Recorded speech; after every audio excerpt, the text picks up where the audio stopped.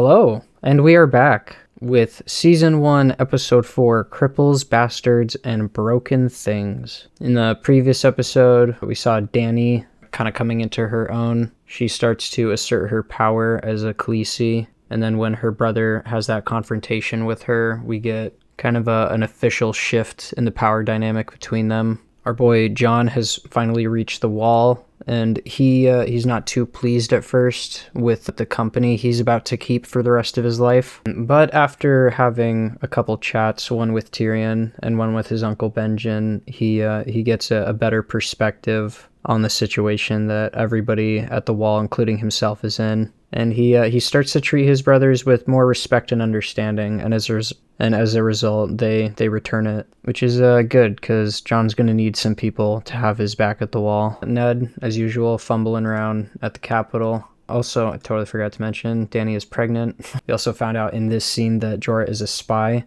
I guess not found out, but this is where we get our first hint. We had this amazing scene between Jaime Barristan and Robert.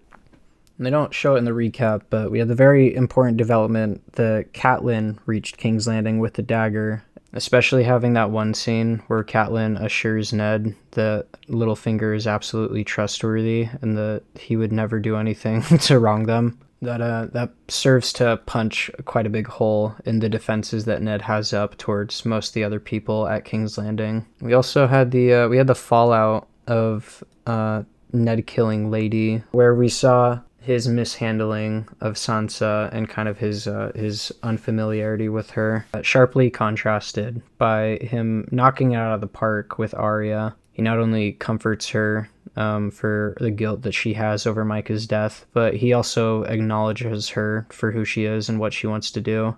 He's not at the point yet where he's like ready for her to be like a knight and give up on being a lady.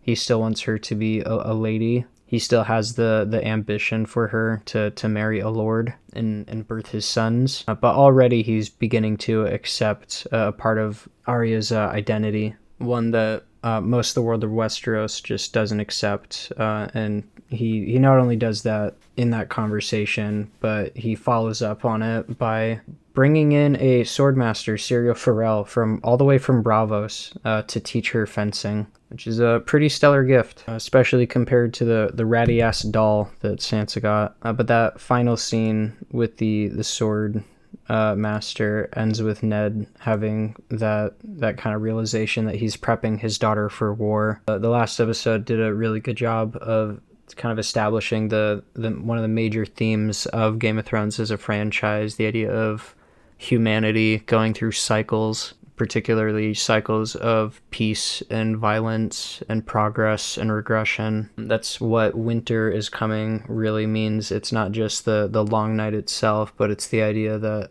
humanity, history is doomed to repeat itself, and we have to be prepared for the worst, which is a pretty understandable mindset for the people who have been guarding the wall and live in like the coldest, most inhospitable region of the country. The winter itself is also a strong unifying element of the people of the North, which very much reflects what ideally the Long Night is supposed to do in story, where the exceptionally hard times, they don't destroy humanity. They force the survivors to come together, to rise past their baser instinct and their supposed need for justice and revenge and violence, and how ultimately in the end it's a constant battle between just life and death itself. The petty squabbles don't matter in the end if everybody is fucking dead. And then compare that to Cersei talking to Joffrey, where the only time in the series where we see Joffrey show some vulnerability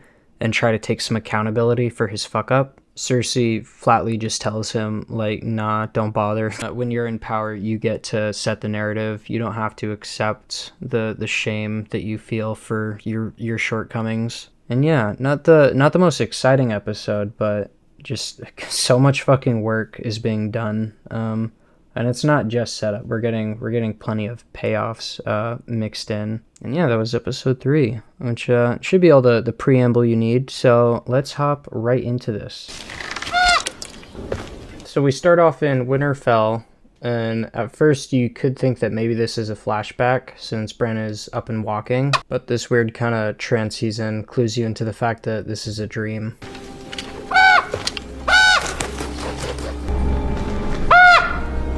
For a dream sequence, it's pretty understated, and you could chalk a good chunk of that up to budget. But as a style choice, it also makes sense, because it has that dreamlike quality where Bran's just a little off, but it's not quite as absurd as a dream typically is. This seems a lot more vivid and vision-like what the idea is that what he's seeing is more than just a dream. It's real, because this is where he first sees the three-eyed raven, as it's called in the show.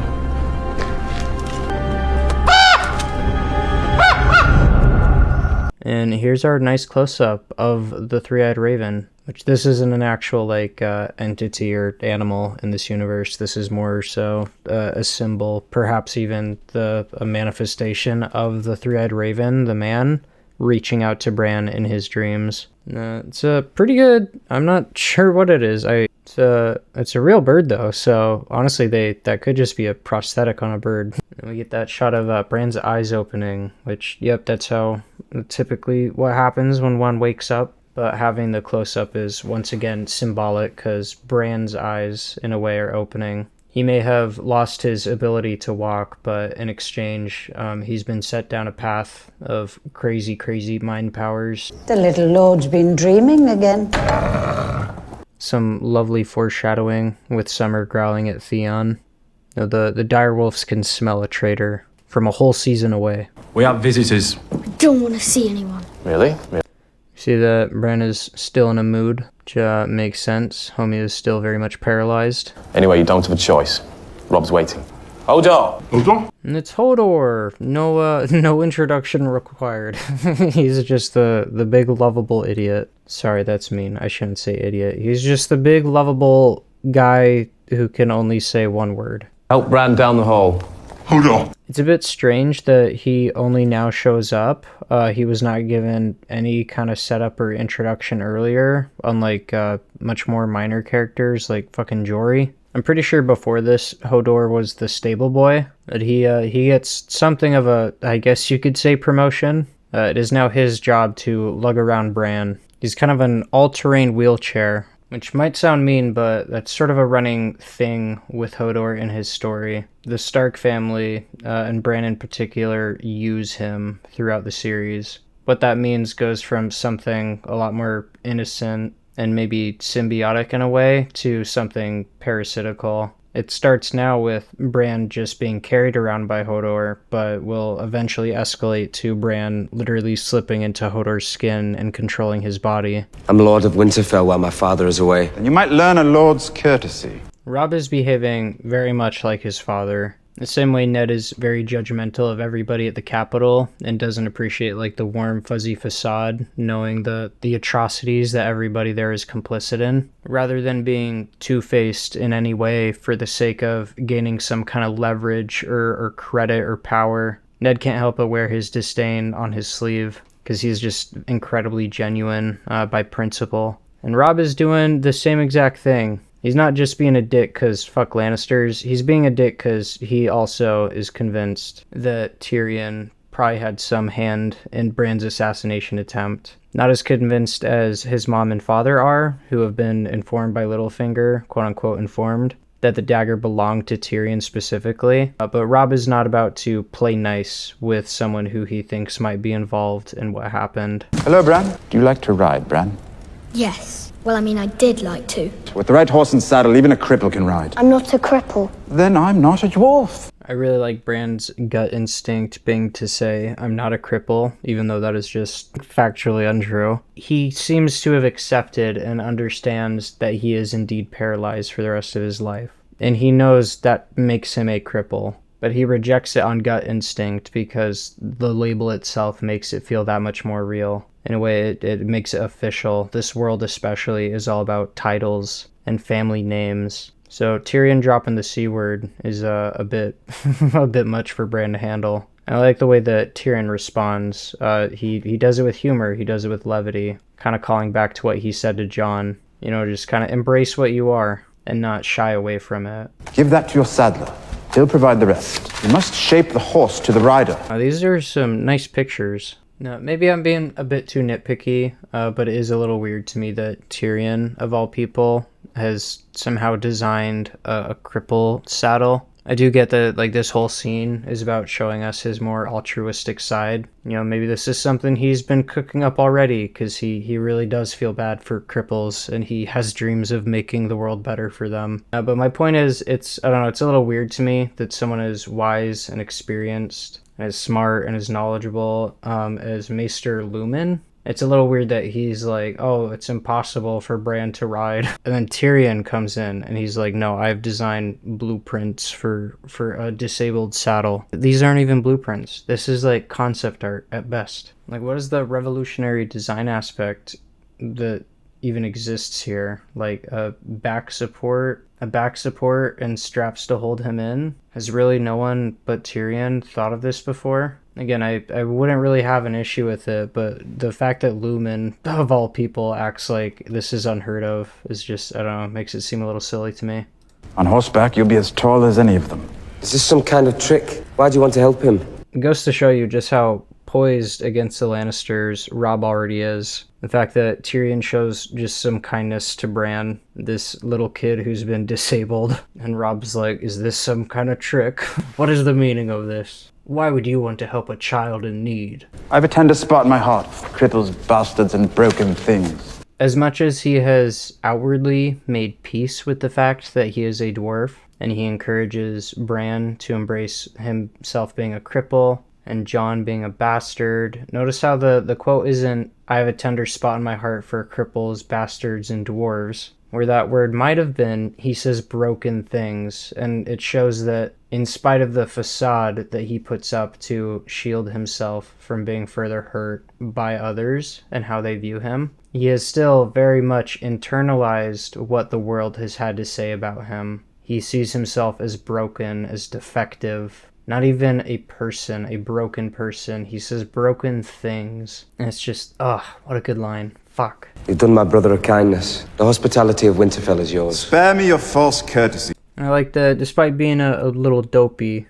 Robb seems to recognize, like, well, I may be super suspicious of this guy, and I still don't like the cut of his jib, but he did just do something very kind, so I owe it to him to shelter him. There's a brothel outside your walls. There I'll find a bed. Couldn't resist some northern arse. If you like redheads, ask for Roz. This scene really highlights Theon's inferiority complex. Tyrion, the smallest man around, for this one scene, he happens to be a couple feet above Theon. He's actually looking down on him, which it kind of hints at the idea that Tyrion doesn't get to look down on that many people because he's a dwarf and he has that kind of automatic disadvantage. But Theon is even lower on the pecking order, and that's something that really gets to him. We'll find out later that Theon actually has feelings for Roz. So I think him saying, like, oh, if you like redheads, ask for Roz. I think in his mind, it's kind of a, well, if he wants to fuck her, he's gonna fuck her anyway. And if he doesn't fuck her, he doesn't fuck her. But by giving him pseudo permission, he gets to feel like he's not being slighted. Kind of you. Your master doesn't seem to like Lannisters. He's not my master. No, of course not. Milady's whereabouts. Lady, your loyalty to your captors is touching. And this is not gonna lie, this is a weird scene for Tyrion, especially after showing his nicer side. Maybe the point is to show that Tyrion has a bit of a dark streak, a bit of bully to him, but we don't really get that for the rest of the show. There's a lot more villainy going on in the books, but this is pretty out of character for show Tyrion, especially when, as we progress, it seems like his motivation for picking on Theon is because of who he's related to, and Tyrion is kind of above that. I still remember seeing my father's fleet burn in Lannisport. Yes, great victory for your people. We were outnumbered 10 to 1. A stupid rebellion then. I suppose your father realized that when your brothers died in battle. Like, Tyrion is just cooking him. He's making fun of his, which again, this is good for showing us Theon's insecurity, but it's wildly out of character for Tyrion. He is just straight up being a bully. Insults his kingdom, insults him for being a captive to the Starks, while also insulting him for being loyal to them. while also insulting him for being a Greyjoy. And he brings up his brothers dying to, like, rub salt in the wound. Yeah, Tyrion's really just accelerating Theon's villain origin story right now. Good. Now pivot as you deliver the stroke with all your weight behind. But this is no doubt a reason that a lot of people look up to Jon. Because remember, people were ready to kill him in the first episode where he showed up. But Jon comes in with all this experience, and he doesn't hoard it or use it to advance his own position. He uses it to improve the entire watch around him. What in seven hells is that? They'll need an 8th to fit him in. Tell them your name. Samuel Tarley. Well, you couldn't be any worse than you look. Right, see what he can do. We got good old Sam looking like he's about to shoot up the fucking school. It's actually this is a really funny frame to hard cut to what actually happens.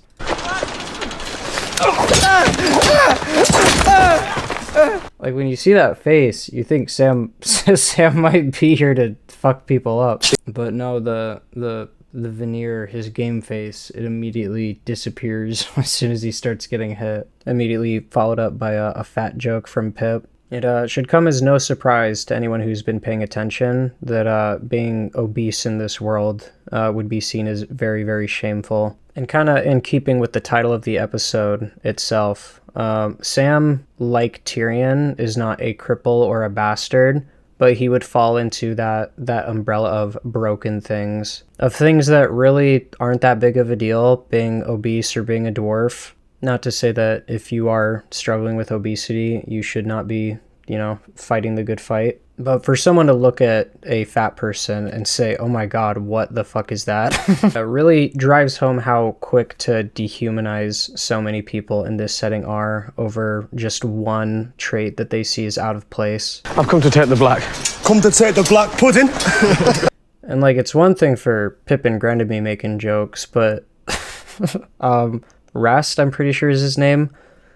He's just an actual rapist. Which perhaps Pip and Gren are unaware, but Jon is fully aware. He was there when Tyrion called out that Rast was a rapist. So he's he doesn't appreciate that comment coming from him, which is pretty endearing. Because yeah, it's one thing to make edgy jokes about the fat guy. It's another thing to be the literal rapist making those jokes, which makes sense. No one in this setting probably gives a fuck about fat shaming, except maybe the fat people themselves. But the rapist cracking that joke definitely rubs Jon the wrong way. But this tiny little interaction kind of highlights, and Jon seems to pick up on, how fucked up it is that Rast can immediately position himself above someone like Sam, simply for Sam being fat, when Rast is a piece of shit rapist. Pick up your sword, hit him till he finds his feet.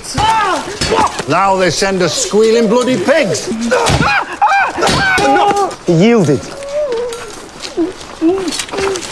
Looks like the bastard's in love. Alistair seems almost happy that this happens. He seems happy that Jon has attached himself to Sam almost immediately, that he's started to defend him. And I think it's because Alistair, much like the recruits will mention later, probably views Sam as like social poison. The same way Alistair is about to say, all right, let's make it an exercise. Everybody attack Jon to get to Sam. I think he's hoping that Jon will go out of his way to try to mentor Sam and take care of him the way he's been trying to help the other recruits. And in Alistair's mind, I think that'll expose Jon for being too soft. Because in a way, you gotta think about how this does play out. Rast, Pip, and Gren are kind of a trio when they first show up. Jon ends up joining that, and they're a bit of a squad. But then Rast quickly turns against Jon, Pip, and Gren, because Jon, Pip, and Gren agree to watch out for Sam, and Rast refuses.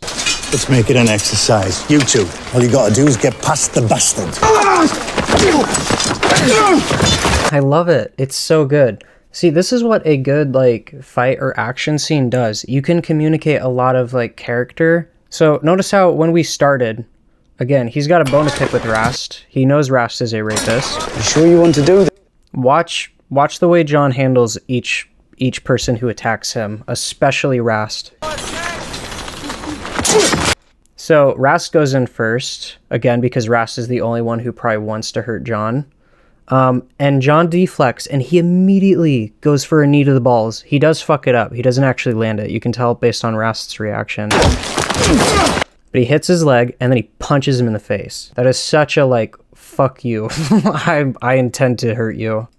And then Pip, he just kind of backhands him. Pip's a smaller guy. It probably doesn't take too many hits from John to put him out.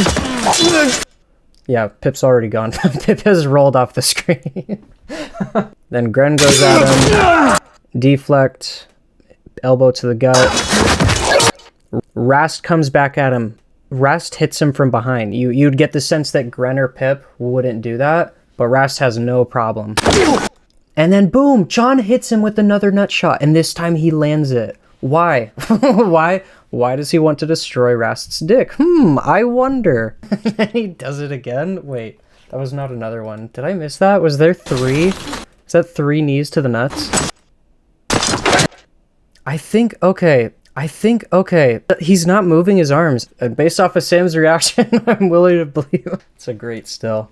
Oh my god. That's awesome. I didn't even notice that before. But yeah, John is rather kind to Pip and Gren. Rast is very aggressive, and he even tries to get a cheap shot on John. And John is targeting that man's penis. John is delivering the best kind of justice he knows how. Yeah, and the fight's pretty much over. John is still pretty amped up, so he goes to lunge at Gren. But he immediately calms down when Gren yields. Which, yeah, that it so perfectly establishes the dynamic between each character. We have John defending Sam. We have Gren and Pip being pitted against John and being reluctant to obey. We have Rast being pitted against John and being happy to obey. We have John being reluctant to hurt Pip and Gren, and we have him happy to beat the shit out of, to bust the balls of Rast. And on top of that, it shows that John is still miles ahead of everybody else. He is still a really, really good fighter. Did he hurt you? I've had worse. You can call me Sam. My mother calls me Sam. I'm gonna get... No, we just had to stomach Sam being pretty pathetic, like not even being able to get on his feet when he's being attacked. Not even really seeming to be unable, but just wholly unwilling to even defend himself out of fear. Why didn't you get up and fight? I'm a coward. My father always says so. But, what kind of coward, what actual coward would ever admit to other people, especially when meeting them for the first time, that they are a coward? Sam's biggest problem is indeed that he can and is paralyzed by fear when he needs to be able to act. However, we will come to find that he is definitely not a coward. He is very fearful, but we come to find that he is still very brave. And he certainly gathers some courage as the story progresses, but a greater part of it is finding the courage that already exists within him. A good comparison to make is someone like Janos Slint, someone who doesn't make it apparent that they're a coward, but someone who all of their actions track onto fear-based decisions. At the end of his life, Janos is forced to confess that he has always been a coward the entire time. And it's cool to have that as a reference point because Sam in season 4 will leave Gilly in the safety of like the storage of Castle Black, and Janos Slint happens to be hiding there during the battle as well. So you kind of have two reverses of each other. You have someone who reveals their more cowardly nature and becomes more fearful as the story progresses. And then you have someone who reveals the courage that they've always had and also becomes less fearful as the story progresses. And it sucks that Sam's progression kind of goes out the window after around like season 5. He gets treated really, really badly in The Hour-Long Night. But I think the first 4 seasons, especially his arc ending with the Watchers on the Wall, pretty good. He was on a really solid path towards becoming a true hero. But starting from this baseline is really important because that's what makes really long stories like these so rewarding to follow. Because when you have this much time and the writers do take a lot of care and effort to make the arcs make sense and to portray these as real people going through real events and making real changes to their identity, It manages to take these characters to a wide variety of places while having it all feel satisfying and compelling to watch, because it does take time. You know, Sam starts off in a pretty pathetic spot, but he will go on to be the first person to kill a White Walker. My father always says so. The wall's no place for cowards. Sam makes mention of both of his parents in his very first scene. He mentions his mother and smiles, like he has a lot of very positive, happy memories about her. And he says that she's the one who calls him Sam. And then he follows that up with revealing that he's a coward and then saying that his father always said so, which gives us a pretty good hint as to how that relationship goes. Right, I'm sorry. I just wanted to thank you. And, you know, he's warm and he's appreciative of John defending him. He first thing he did was ask if John had been hurt while defending him. He immediately admits that it's his own fault that he can't defend himself and that he's a coward. He doesn't put up any kind of argument or defense when John tells him he doesn't belong there, which is interesting. Makes you wonder how he ended up there, if he seems like such a nice guy, if he's not a criminal, if he's not someone who would want to do this with his life. How did he end up here? It gets you asking some important questions. A bloody coward. People saw us talking to him. Now they'll think we're cowards too. This is why I think, again, Alistair let John get away with hijacking the training session and being in no small way insubordinate. He didn't violate an order given to him, but he ordered another recruit to defy an order given to him by Alistair.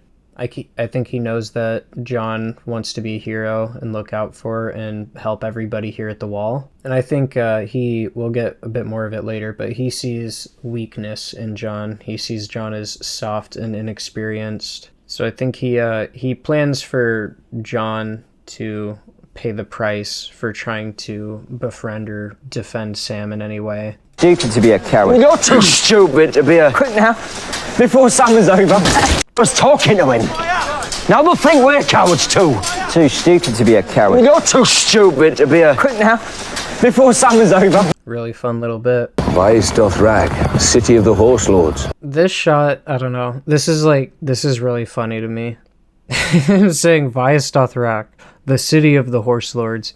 And most of their view, as framed quite nicely by them, most of their view is just these trees. So I don't know if this was a budget problem or if the city they came up with just didn't look right, so they slapped some trees on top. I don't know what the mistake was, but this, I don't know. It's just really humorous to me, the way that they're like staring at it and supposedly admiring it when they can barely see any of it. But as for the good, we get a really good split in reactions between Viserys and Dany.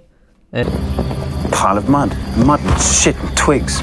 Best these savages can do. These are my people now. yeah, there we have Dany taking ownership of the Dothraki as her tribe, whereas Viserys still simply wants to use them while also not understanding or respecting or valuing any part of their culture other than the fact that they can be useful to kill his enemies. You shouldn't call them savages. I'll call them what I like because they're my people. This is my army. And the way they both say my people, when she says these are my people, it's more of a familial or tribal thing where she's kind of taking ownership as their queen, as their Khaleesi. Whereas Viserys says these are my people, as in these are my bodies, these are my instruments of war. He doesn't actually care about or respect them. He just wants them to do his bidding, which shows why he could never ever be a good king, not with that attitude at least. Whereas Dany could actually be a kind and compassionate ruler, because she doesn't see people as beneath her. Khal Drogo's marching the wrong way with my army. One could be forgiven for thinking that Khal Drogo never planned on honoring the plan to cross the Narrow Sea and help Viserys take the Iron Throne. But Dothraki there are standards of honoring one's vows, and Khal Drogo does have the ambition and the scrumph to actually try to invade Westeros, as we will find out.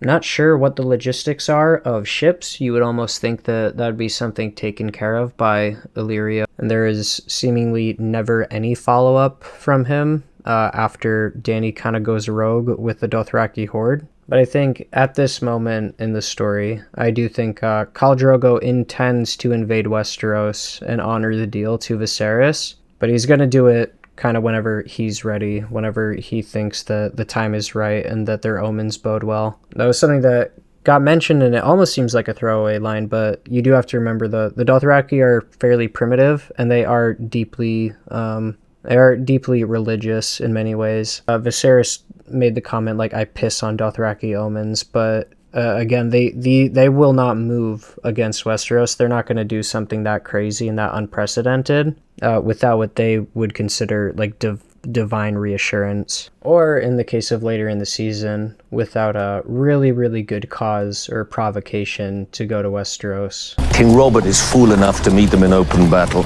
Wrong. You are wrong, sir. You don't know nothing, Jorah. Shut the We'll cover this in The Wolf and the Lion, but Robert is not fool enough to just meet the Dothraki in open battle. He is brave enough and chadly enough, yes, but we will get some very good reasoning from him as to why eventually confronting the Dothraki, kind of on the Dothraki's terms, would be their only option, assuming the Dothraki play their cards right. Sorry, just had to defend my boy Bobby B there from this asshole. And here we got Viserys in the zone. He's in the dark with candles around him and an attractive woman in his lap in a bath. And she's calling him Your Grace and saying, oh, they refer to you as the last dragon. This has been Viserys's whole thing. This is what he has tried to keep a grasp on his entire life. Some semblance, some fantasy of him still being a king, of him still mattering more than other people simply because of who he was born to. Viserys copes with his loss of station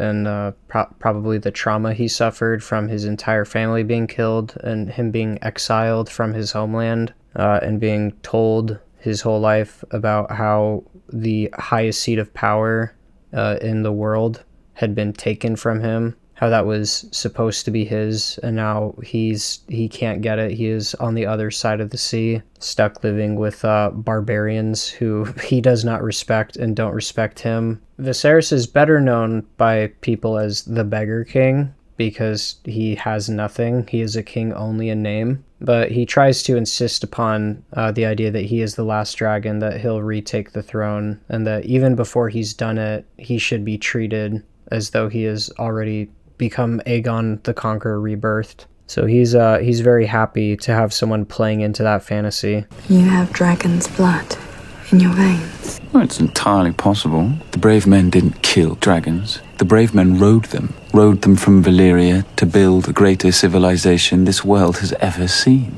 It really shows you, too, just how little history he knows of his own family, or maybe how arrogant he is or biased he is towards his own dynasty. He says they flew from Old Valyria to build the greatest civilization ever, implying that that is Westeros. But any Valyrian fanboy, at least any Valyrian fanboy who knew their history, would tell you that Valyria itself, Old Valyria itself, was the greatest civilization in the world. So it's kind of funny that he's ignorant even of his own history, of his own legacy. I have always wanted to see a dragon. Really? Why dragons? Viserys is kind of feeling this for a moment. He's even asking her, like he's taking a genuine interest in her interests. Rather than just talking about himself, he actually wants to know what her fascination with dragons is about. And you can kind of see in his face that he's enjoying the back and forth. He's studying her. He's pretty compelled. This scene shows that his pride, his unwillingness to accept who or what he is really coming in between any opportunity he has to forge a genuine connection with anybody. Gets burned away to nothing. Like so many candles. Ow. So that's a twofer right there. We see that he can be hurt by heat, unlike Dany, who seems to be immune from it from what we've seen. But also he takes it pretty well, her going to pour wax on him, despite not seeming to think it feels good. I don't think he would tolerate that in most circumstances, but I think he's actually enjoying, again, the back and forth. What have you seen? I've seen Viserys, in this moment, treats her more like an equal than he treats a lot of people. We don't really get to see him banter with anybody outside of this scene. and who could change his face the way that other men change their clothes. Little reference to the Faceless Men. That's neat. And I've seen a pirate whose ship had sails of coloured silk. So, George loves his flamboyant pirates. have you seen one? A pirate ship? A dragon? No. No, last one died many years before I was born. I'll tell you what I have seen. Their skulls. When I was very young, just 3 or 4, my father used to walk me down the roads, and I'd recite their names for him. Esovius, Arcane, Vega. What happened to the skulls? And for a moment, things are going good. I don't know. Usurper had them smashed to powder, I expect. And then we have that. I like how he pauses for a second, like, oh shit. Like, I don't want to think about what happened to the skulls. I don't want to think about, getting kicked out of the Red Keep. I was just remembering something happy. That's very sad. He could have been like, yeah, like, that's a fucking bummer. Like, it tears me up that happened to my family and the dragons are all gone and the magic has left this world. But he can't allow himself to be truly vulnerable. Instead, he gets angry. And he's like, you dumb hoe, why are you making me sad? What did I buy you for? To make me sad? Oh, you pretty little idiot. Well, go on then, get on with it. And boom, just like that, he ruined it. They were about to have steamy, hot, passionate sex, and now they have to have boring, awkward, silent sex. And one day, before too long, you will present your son to the court. What if I only have girls?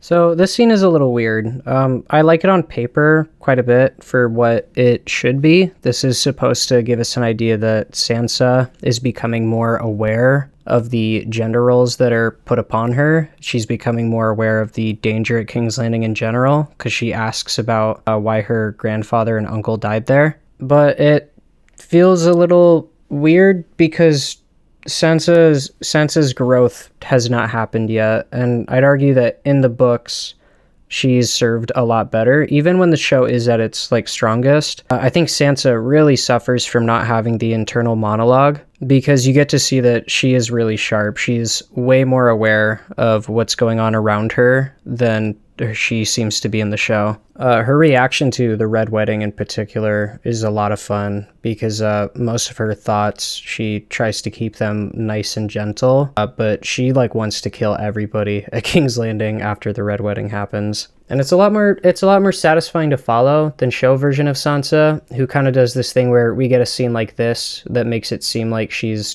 getting smarter and she's learning, and then in the next scene she's in, she kind of regresses back to where she needs to be, which is fine. You can have a character kind of go back and forth, kind of struggle to make real progress. But Sansa's story really does feel like a lot of wasted time, especially, again, just comparing it to the books, that it's accomplishing a lot more, because even though she's acting relatively the same and she's keeping this facade up the entire time, you get to follow her thoughts as they develop. You get to follow her as she realizes that even the Tyrells are using her. All that to say, again, I like what this scene is in theory. This is almost set up for something that just doesn't really get a payoff. This is the guy. This is Janos Slynt, currently the commander of the City Watch, but he will later be banished to the Wall and serve as that great parallel to Sam that I was talking about. The city is packed with people and more flooding in every day. I need more men. I'll also give you 20 of my household guard, so the crowds have left. I love that we get Varys's reaction to Ned making that choice. Varys's whole thing is about playing smart so that he can stay in the game, so that he can keep making moves, so that he can continue to make progress towards his goals. So here he's a little more than surprised that Ned would leave himself vulnerable by volunteering 20 of his own security to the city's defense. I think that's Varys being like, oh, he doesn't know. Like, he still has no idea how dangerous this place is. He has no clue the giant target that is on his back. Till tomorrow, my lord. I've been hoping to talk to you about John Arryn. His death was a great sadness to all of us.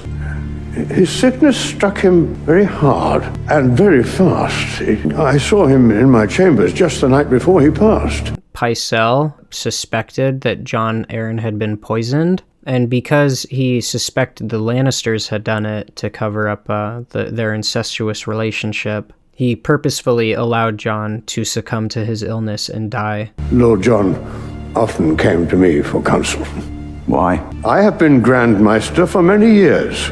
I love Pycelle's pride rearing its head. It's got to be difficult to be someone so influential and powerful and to have such a nice front row seat to all the inner workings of the kingdom. But it's got to be a little frustrating to constantly be seen as nothing more than a doddering old man. And it's funny because Ned, that's not even what Ned's trying to ask. He's trying to ask, why did John Arryn come to you the night he died, not why did he ever come to you? Advice since... What did John want the night before he died? Oh, he came inquiring after a book. I fear it would be of little interest to you, my lord. No, I'd like to read it. Ponderous tome. I love the prose of, sorry, it's a fancy word. I love the way George says shit. And the show steals a lot of the flowery language that he uses, but stuff like that, a ponderous tome, that's a lot of fun. I like it. The lineages and history of the great houses of the Seven Kingdoms.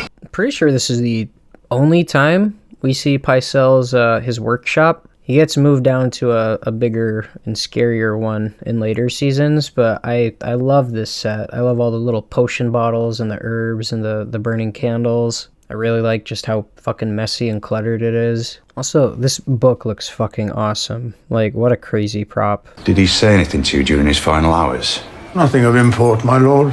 There was one phrase he kept repeating. The seed is strong, I think it was. Last words are usually as significant as first words. Natural illness. Well, what else could it be? Poison. No. I don't think it likely.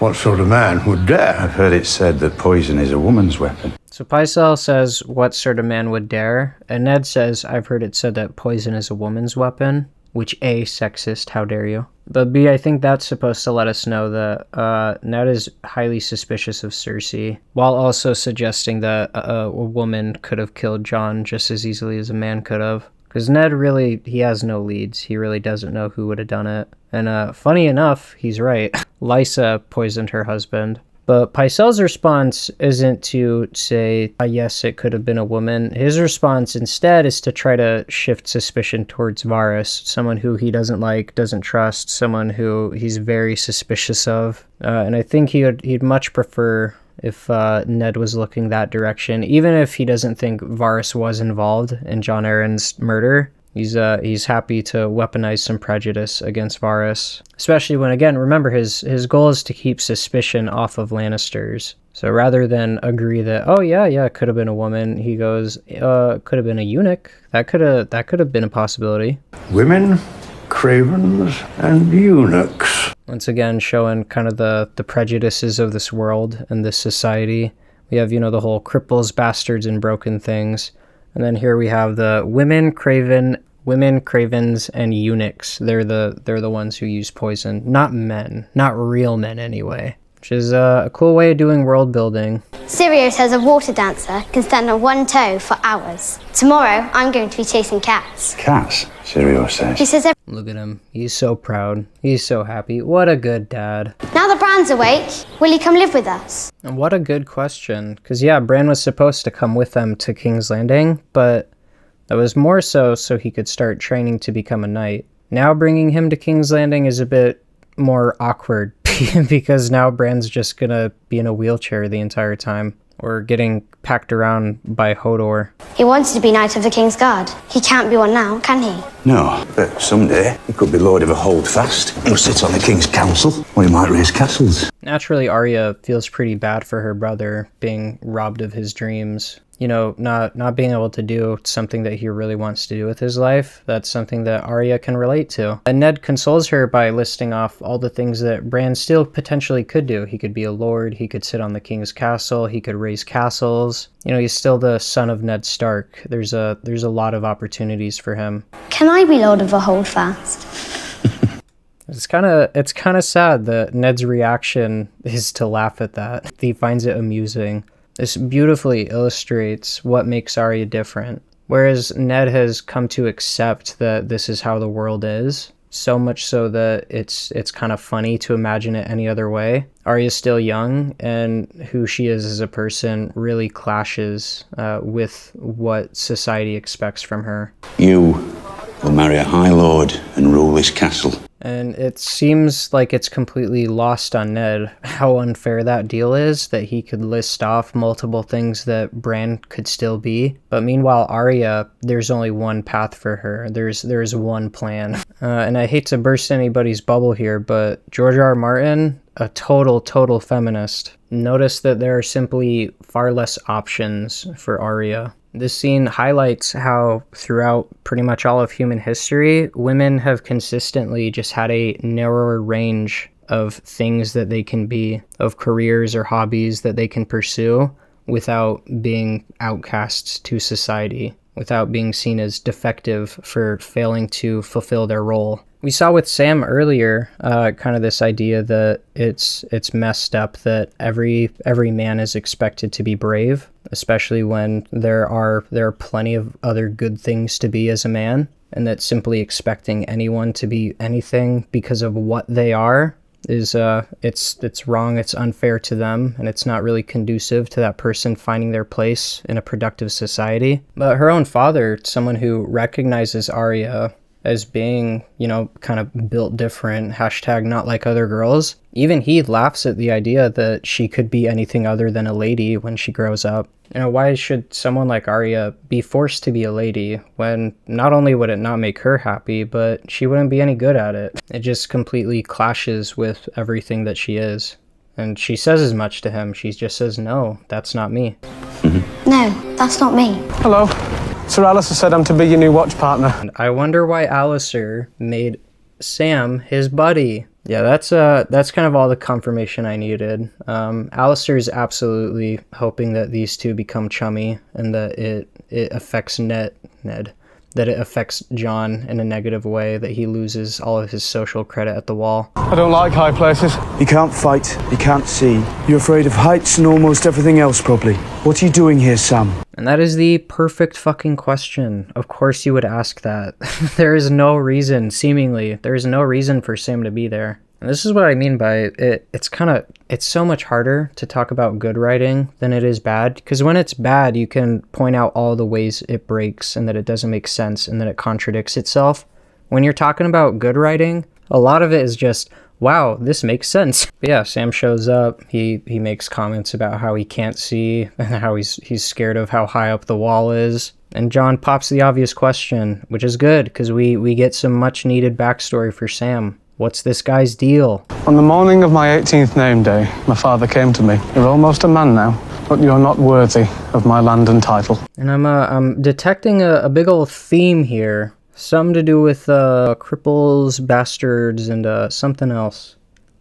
Can't quite put my finger on it. Yeah, we're just running with, again, the theme of the episode, it seems, where we see the drawbacks of trying to assign people to these roles that simply don't suit them. You have your cripple and Bran, you have your bastard and Jon, but you got a whole bunch of broken things in this episode, which would be like Sam, Arya, Tyrion, all these people in this story who don't quite fit into their role. These people who are labeled as defective for things that are simply different about them. You're going to take the black, forsake all claim to your inheritance and start north. If you do not, then we'll have a hunt, and somewhere in these woods your horse will stumble, and you'll be thrown from your saddle to die. You know, I can't wait for many seasons from now for Sam to meet his dad and for him to have the courage and the scrumph to just tell his dad where to stick it. It would be a real shame if we got to that point in the story and Sam just melted into a cowardly puddle all over again. That would suck. I'm sorry. We're talking about Good Thrones. That didn't happen. Season 7? Who's that? Worth noting too that like all the heirs. Is it really all the heirs? Okay, now that I'm thinking about it, like a fuck ton of the heirs to the Seven Kingdoms fall into this Cripples, Bastards, and Broken Things category. All of the Lannister children are bastards. Jon's a bastard. Bran's a cripple. Theon's going to lose his PP privileges later. Shireen Baratheon has grayscale. In the books, the heir to Highgarden is Willius Tyrell, and he's crippled. Tyrion is the heir to Casterly Rock, and he's a dwarf. Robert Arryn is a sickly little boy. It kind of speaks to the idea that the cycles that we've talked about, where the world kind of falls back into its old ways, it falls back into conflict. The worst parts of humanity do rear their ugly head repeatedly, but each time the cycle, humanity comes out a little bit better. They learn something, and through that, humanity as a whole makes progress. And I'd like to think that maybe that's what George is kind of setting up, the idea that an entire generation of bastards and cripples and broken things is going to kind of reset the narrative. You know, someone like Jon going on to potentially save the world, he might forever alter the way that Westeros views bastards for the better. And the fact that there are just so many bastards not only speaks to the failings of this society and the unfair expectations it puts on people, and how it creates a lot of problems because sex is so important to the society. Who is banging who is of the utmost importance, because who has whose child and who has a right to the next kingdom. That's all very, very important to the stability of the entire realm. It not only speaks to the failings of the system, but it also shows the failings of the people, and the idea that hopefully, maybe, by creating a few bastards, the generation of bastards that follows will learn from the mistakes of their parents. They'll be better. And we kind of get that a bit later, but we'll get to that when we get to that. I hear you're reading a boring book. Pycelle talks too much. Oh, he never stops. Oh, Ned, what are you doing? Moments like that are a little bit more painful to watch, because, yeah, Pycelle's the one who gave Ned the book. It's not unreasonable for Ned to assume that, oh, Pycelle blabbed and that's how Littlefinger knows. But Ned really should have said, how do you know that? He should have maybe double-checked to see if maybe Littlefinger was spying on him. He could have maybe just stayed in the room and overheard him. I don't know if anyone else noticed, but Littlefinger was the last to leave the room, and we didn't hear the door, quote-unquote, close until after Ned had said, hey, Pycelle, I wanted to talk to you about Jon Arryn. Here, I'll just cut back to that real quick. So Renly and Varys exit stage pretty quickly, but they almost make a point of showing that Littlefinger is the last to leave, and that it takes him a bit longer to get out of there. See?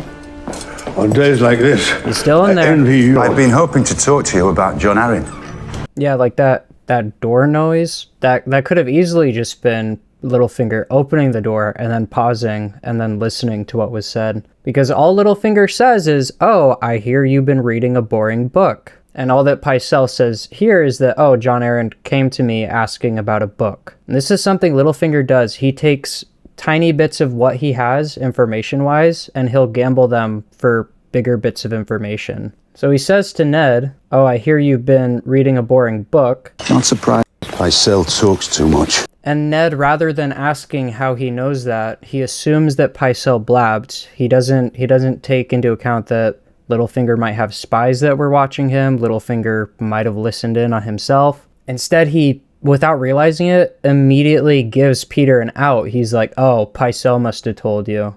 And Peter's like, sure, yeah, Pycelle never knows when to shut up. Oh, he never stops. I just love it, because again, I don't know. Again, I could be totally wrong. For all I know, Pycelle did blab, and this is Littlefinger being honest, I guess. Even if that is the case, it shows just how not careful Ned is. It shows how out of his element he is at King's Landing. The fact that he wouldn't even think to try to withhold the information that it was Pycelle who gave him the book. He's been here for a month at least, maybe 2 months. The show's a bit loosey-goosey with time. But he should know. He should know that Littlefinger and Varys and Pycelle and the Queen, he should know that there are tons of spies in King's Landing. But it's not until this scene, really, that he, I guess, learns that. I do plenty of Sir Hugh discussion in the Wolf and the Lion video. So I'm just going to focus right now on the fact that this is, again, Littlefinger doing his thing. What makes him such an effective player is that he doesn't have one singular, like, master plan that he needs a bunch of people to behave appropriately to achieve. He's just constantly pushing people in directions that he thinks he can benefit from. And right now, the Lannisters are pretty comfortably in their seat of power, and Littlefinger's already working under them. So it makes sense that by disrupting the balance of power, he can either join a side that comes in to take that power from the Lannisters, or he can help the Lannisters during that crisis, and then he can benefit from that, which is what we know he ends up doing. Do you see that boy there? One of Varys's little birds. That one belongs to the Queen. And do you see that scepter? Larissa the Queen. No, she's one of mine. What I love too about this scene is, again, it doesn't even matter. It doesn't even matter if Littlefinger is telling the truth. That could just be a random Septa reading her book. He could know that she's like the only one in that garden that isn't a spy. But what's Ned gonna do? He's not gonna be like, hey, you, I gotta verify that you're a spy. He kind of just has to take Littlefinger's word for it. And again, this is Littlefinger getting a lot in return for very little. It's not like he gave him a comprehensive list of like, these are all the spies and who they work for. He just has to point out like 3 people as they're walking through this garden in this one conversation. And because he makes it look like he's volunteering information that he doesn't have to, like, hey, that one, she's my spy. It wins Ned's trust, because he goes like, oh, like, why on earth would he, like, why would he tell me that if he wanted to spy on me, if he wanted to do me wrong? Is there someone in your service whom you trust completely? Yes. The wiser answer was no, my lord. Ironically enough, I think it's statements like this that actually make Ned trust Littlefinger more. When he says, oh, you shouldn't trust anybody here, or when he says, distrusting me was the wisest thing you've done since you climbed off your horse. Littlefinger is, hilariously enough, just being like really honest. And Ned is picking up on that honesty, but he's interpreting it wrong. I think Ned views Littlefinger as more of like a Han Solo, someone who has a heart of gold, actually does care about doing the right thing, but you know, he's got a facade of like caring about money and not really being loyal to anything or anybody. Because as far as Ned is concerned, Littlefinger is the most like helpful and most honest person in King's Landing that he's encountered. And I think the same way Ned is very genuine and he doesn't like people being two-faced, I think he likes Littlefinger saying like, oh no, like I'm a scumbag, you shouldn't trust me, I'm just like everybody else here. I think ironically enough, that convinces Ned that he's not like everybody else there. After that, you might want him to visit a certain armorer in the city. And then he just offers up an extra tip. He's like, hey, go visit a certain armorer in the city. Jon Arryn visited this place several times before he died. Again, I get people being like, Ned, what are you doing? You're being so dumb trusting him. But at the same time, as goofy as Ned can be, he really doesn't have much to work with. And seeing as how Littlefinger is the one volunteering him information, it's kind of his best and only lead. So he almost trusts Littlefinger by necessity, because realistically, who else is getting him any closer to the answers? I'll talk about Varys and Littlefinger, how their approaches differ when it comes to Ned. But Varys has an incredibly, like, not even hands-off approach. He just doesn't even really bother with Ned, to be honest, at least compared to Littlefinger. Littlefinger is working overtime to try to get in Ned's good graces and to get him pushed in the direction he wants. But from what we learned, Varys is just kind of sitting in the back monitoring his movements. Which, yeah, Varys doesn't want anything from Ned, but at the same time, he leaves himself kind of blindsided to the fact that Ned is being used to make Littlefinger's plans progress. I'm here on behalf of Lord Eddard Stark. I'm sorry, I didn't catch your name, sir. No, sir, not a knight. I see. Well, it just so happens that I am. He said he'd be glad to talk to the hand himself. He's a knight, you see. A knight? From what we know, I don't think Sir Hugh actually knew enough to incriminate Littlefinger or Lysa or anyone involved in Jon Arryn's death. There's a chance that he knew about like Cersei and Jaime's like incest shenanigans, But I personally don't think Sir Hugh would still be alive if he knew enough to basically expose Littlefinger for his involvement in Jon Arryn's death. And it's heavily implied that Littlefinger is the one responsible for Jon Arryn's death, at least on a second watch. I think that the first time you watch through, I think you're supposed to suspect the Lannisters. But watching it again, it seems like Littlefinger stands the most to actually benefit from him dying. And it seems like he's in a good position to make it happen.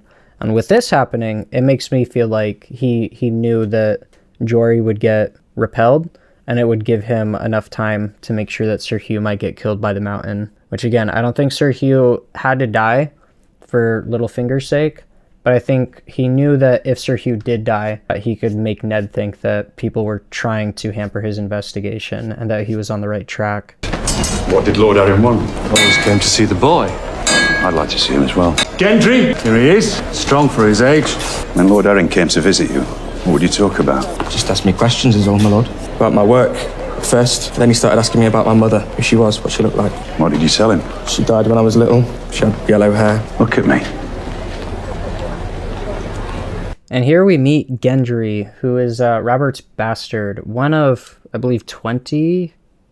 Is it exactly 20? I don't know. Robert has a whole lot of bastards, and Gendry is one of them. Strong for his age. Works hard. Bobby wields a big war hammer in battle. Gendry wields a forge hammer at the blacksmith shop. Robert was known for having like superhuman strength. Gendry has also inherited superhuman strength. In season 7, he unlocks super speed when he runs like 6 miles in like 2 minutes. But here in season 1, they keep him, they kind of nerf him. They know he can't be that powerful yet. Find anything? King Robert's bastard son. Jaime is posted up outside Robert's room while he is having all sorts of fun with the ladies of the night. He likes to do this when I'm on duty. Makes me listen as he insults my sister. First time hearing that, I thought he meant literally that Robert would be banging his hose and then he'd be making casual remarks about how Cersei sucks and how they do it so much better, some shit. But when he says he makes me listen as he insults my sister, I think he means just the act itself as an insult. The fact that Robert is married to Cersei, and the only one he realistically should be boinking is her. Because if Cersei was caught doing this, especially if Cersei was this open about it, she'd probably be put to death. This is a serious offense. But Robert doing it, it's okay, because he's the king. And there's a very clear double standard between what royal women are allowed to do and what royal men are allowed to do. Jaime also makes it sound like it's deliberate, like Robert does this to punish him. But I really don't get that sense at all. I know Robert doesn't like him, but I think the real thing is that Robert's just always doing this. You know, Barristan probably gets an earful of this shit as well, but he's not taking it personally because he's not related to Cersei. Forgive me, my lord. Why do I have to forgive you? Have you wronged me? We've met before, you know. Have we? And Jaime is being kind of a dick. He's got his usual bitter shell up right now. That facade that Jaime puts out to the world, the untouchable, mean, uncaring, arrogant asshole that he tries to pretend to be. But we'll see that Jory's actually able to pull him out of it. The Siege of Pike. We fought side by side one afternoon. And he does it by referencing battle. He happily reminisces about the fights he's been in and all the warriors that he's fought and these cool little moments of history that he got to participate in. I think Jaime sees that as like a very pleasant distraction from the messy, annoying moral dilemmas. I think he takes a lot of solace in being a good knight like he had always dreamed of, whereas every other dream that he had kind of fell through. And now all he really has is that he's the Kingslayer. You know, he's the scariest, baddest motherfucking sword fighter ever. It really goes to show you just how fucked Jaime's life has been for a long time. The fact that combat is kind of his happy place. It's his escape.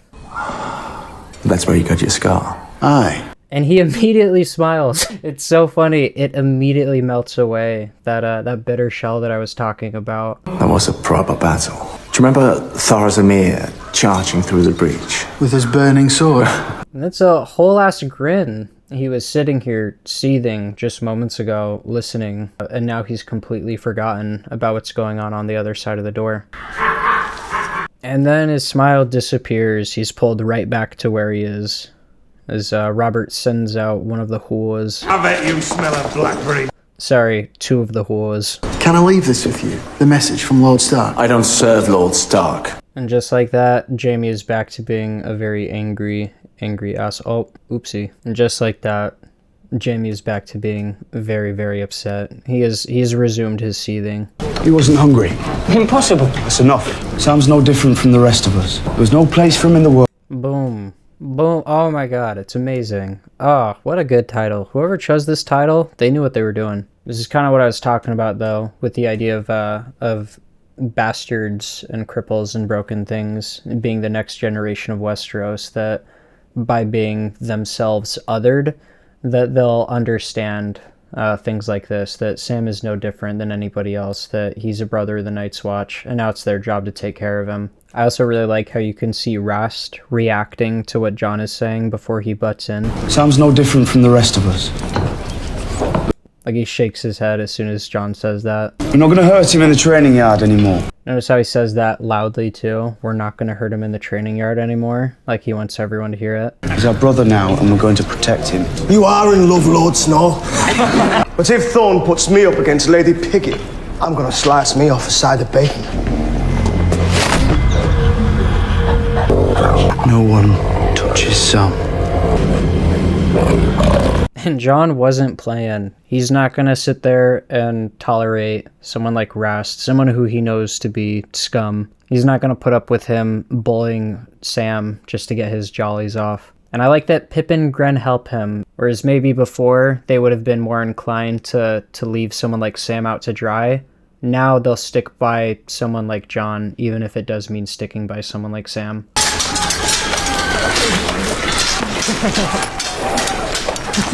What are you waiting for?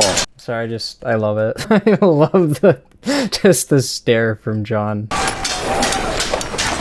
What are you waiting for? But at some point, Sam does need to learn to defend himself, and we will get that scene later. But I would have liked to see him try in the training yard. He really just doesn't try, and I find that kind of just a tad too pathetic. I feel like you could easily have him try and just still get the shit beat out of him, rather than kind of curling up into a useless ball. You get in there. Hit me. Go on, hit me.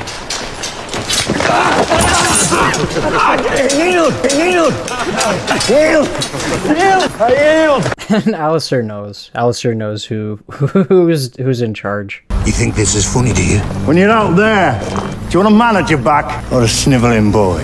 So, like I said, Sam does need to step up. Like, he cannot be this completely useless if he wants to survive, or if he wants to be of any help to the people around him. You send this whore to give me commands. Forgive me, Khaleesi. It is you. Hush now, it's all right. How many times do I have to tell you? You do not command me. I wasn't. I just wanted to invite you to supper. What's this? This is a lot like the incident that happened on the road when Dany had the Horde stop and Viserys took it very personally. This is kind of that same event, only escalated. Viserys is more aggressive than he was before. He's even more sensitive than he was at that time. And Dany is actually like trying to extend like a gift to him. She's trying to be kind. She's trying to help him integrate with the Dothraki the way she has. So she's extending extra amounts of kindness, and he is being extra bitchy about it. This stinks of manure!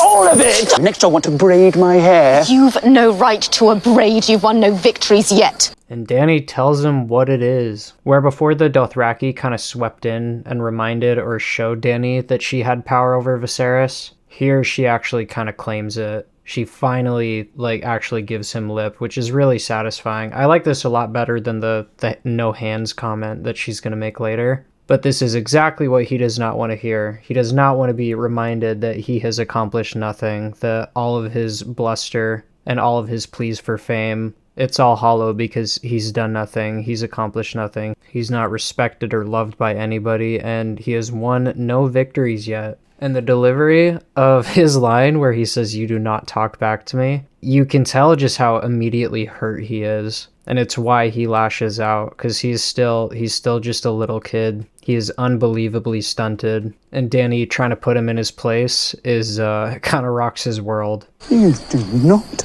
talk back to me.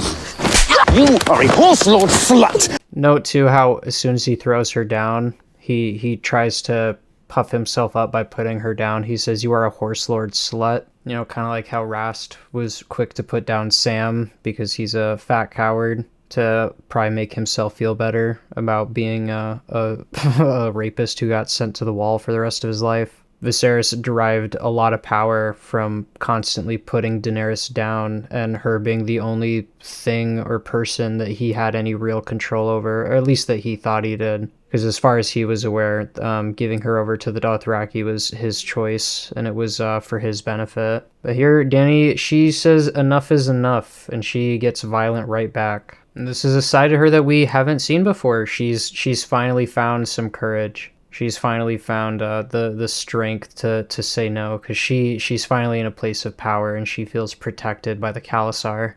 Now you've woken the dragon.